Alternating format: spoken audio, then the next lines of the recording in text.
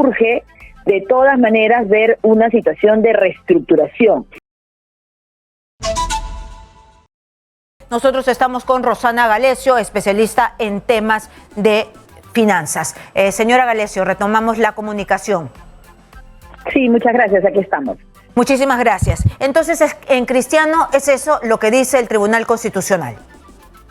Claro, por supuesto, ante esa demanda que presentaron que determinaban que era inconstitucional ese retiro, partamos de una premisa importante que lo señala el dictamen dado.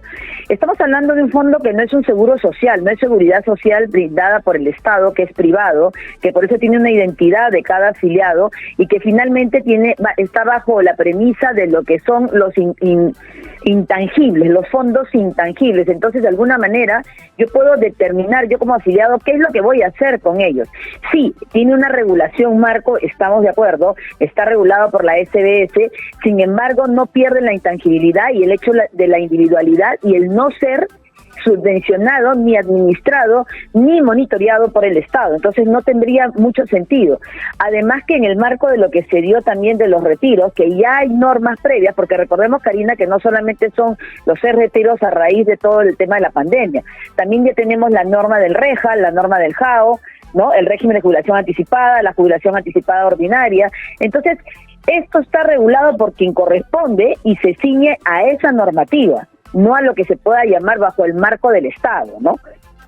Muy bien, entonces eso ya está zanjado, es decir, se puede hacer, se ha hecho y esto es totalmente constitucional. Acá se hace una exhortación, ¿no? Se dice que se debe legislar y también al Poder Ejecutivo está dentro de esta exhortación, esto lo hemos hablado antes, para que el sistema privado de pensiones se convierta en algo que beneficie a todos los afiliados.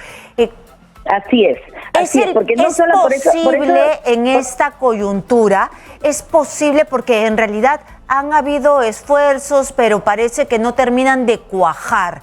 Estamos en un momento que va a cuajar, el Congreso se atreverá, hay demasiados intereses, desde el Ejecutivo hay plata. Dígame si es el momento y si están yendo por un camino en realidad pertinente o no, o no saben lo que están haciendo. A ver, ahí hay dos partes porque el Congreso y el Estado y el Ejecutivo, en coordinación supuestamente y trabajo en conjunto con el Congreso, deberíamos estar hablando de lo que es el Sistema Nacional de Pensiones, que urge, y volvemos al tema, urge de todas maneras ver una situación de reestructuración. Y otra cosa es hablar del sistema privado de pensiones, que sí requiere también hablar de una reestructuración, pero ahí es otra cosa, porque estamos hablando de un marco totalmente distinto. Pero sí es cierto que no se está garantizando la mejor forma de una jubilación o una vejez garantizada con alguna pensión digna. Siquiera las pensiones en este momento son dignas, Karina, lo que existe ya. Entonces, lo que está sucediendo es que se está queriendo combinar hasta el momento el tema privado con el tema público o social, el nacional, que no tiene nada que ver. Entonces, sí, a nivel del sistema privado de pensiones no es el mejor momento para tocar nada, excepto que, y siempre voy a insistir en lo mismo, esto, las AFPs, mediante la asociación que tienen, y es la SBS, trabajen en la mejor forma de lo que cobran a los afiliados en el momento coyuntural que estamos pasando, porque las inversiones están cayendo considerablemente. Las comisiones. Esa es una parte. Las comisiones. Exactamente.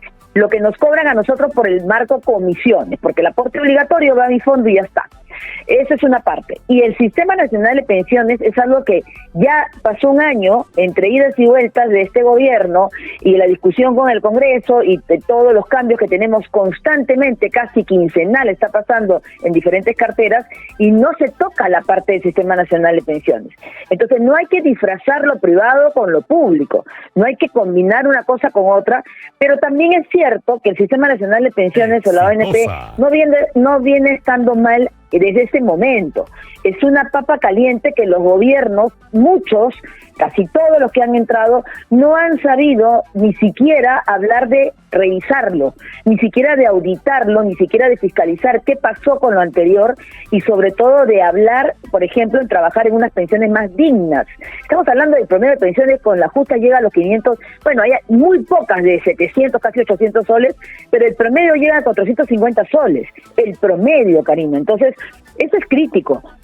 Y eso sí le compete al Estado, porque ahí sí estamos hablando que muchas personas que aportan al Sistema Nacional de Pensiones siquiera cuentan con una pensión. Es más, si te pasa algo en el camino la pierdes, porque el tratar de pretender, hay un trámite que se hace para que tus parientes directos hereden esto, es terrible, es crítico, es caótico.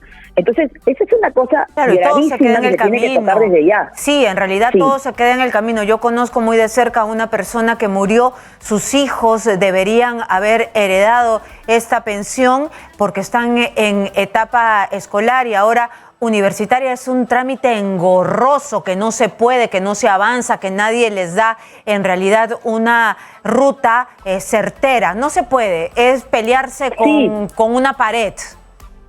Sí, incluso sabemos de muchas personas que están en juicio con el Sistema Nacional para intentar demostrar que tienen derecho. En el camino se han hecho cosas también muy paliativas, ¿no? Este tema de dar el préstamo cuando tienes 17 años para que cumplas los 20, hacer un corte de una pensión de 250 soles cuando tienes 10 o 15 años, pero eso no está tocando la raíz del Sistema Nacional. Pero Rosana, resolución.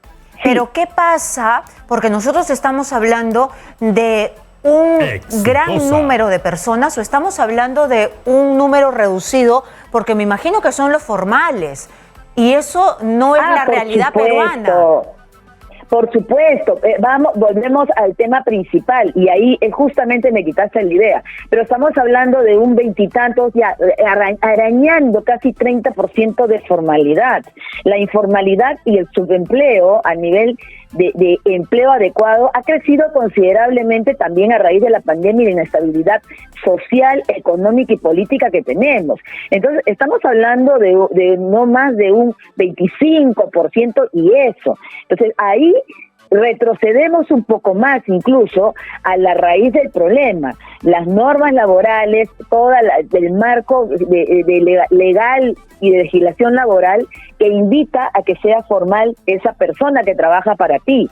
Hay muchas personas que están por locación o por recibos simples, pero ellos tienen en su cabecita y en su mente, cuando yo hablo con ellos me dicen, yo soy trabajador. No, tú no eres trabajador. Tú eres un independiente o una persona que no tiene ningún derecho, que está brindando algún tipo de servicio, que tienes una subordinación, que cumple con un horario, pero que no tienen la figura de trabajador. Y eso a las personas se les hace difícil además de comprender, porque dicen, pero yo entendía que me estaban contratando de esa manera, ¿no? Entonces, estamos hablando también de una informalidad laboral crítica, gravísima en este momento, ¿no? Muy bien, ha quedado clarísimo. Este es un tema que da para muchísimo más porque la informalidad, la gente que ha sacado sus ahorros, que ahora los informales que no tienen para la vejez, la gente que se ha quedado sin nada para la vejez, porque el Estado no ha podido sostener ni llegar con bonos, entonces han sacado lo que tenían y se han quedado sin nada. Ahora hay un gran problema para el futuro y que tienen que ver el Ejecutivo, el Congreso, para ver cómo se hace esta reforma integral. Muchas gracias a Rosana Galecio por estar aquí, experta en temas financieros.